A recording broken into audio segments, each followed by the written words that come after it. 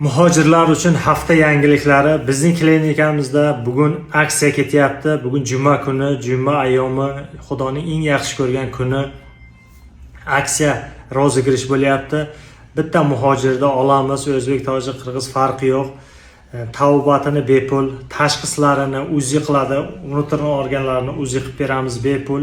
Xo'sh, общий analiz, peshob, qonlarini hammasini tekshirib, tashxis qo'yib, tavbatlarini, lecheniyasini bepul nazarcheniya qilib beramiz. Bu aksiya rozigirishning shartlari qanday o'tadi?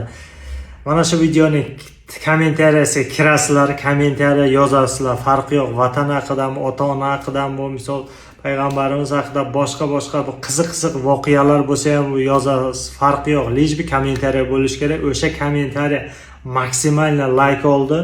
O'sha odamni olamiz. Kommentariya yozgan odamning egasini topib olamiz u o'shani polni tashxisdan o'tkazib, uzi qilamiz, analizlar topshirtirib, nazarcheni tavbatlarni bepul qilib beramiz. Biz ishni boshladik, mana juma kuni, juma ayyomi. Men opiskada edim bir hafta, mana keldik, mana metro Lyubinyoda klinika ishni boshladik.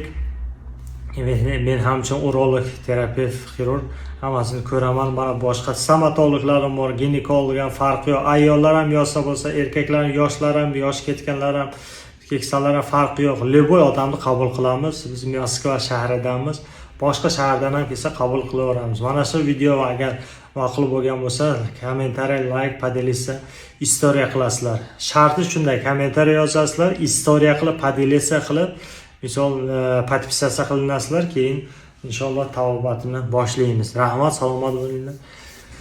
O'zbekiston olg'a.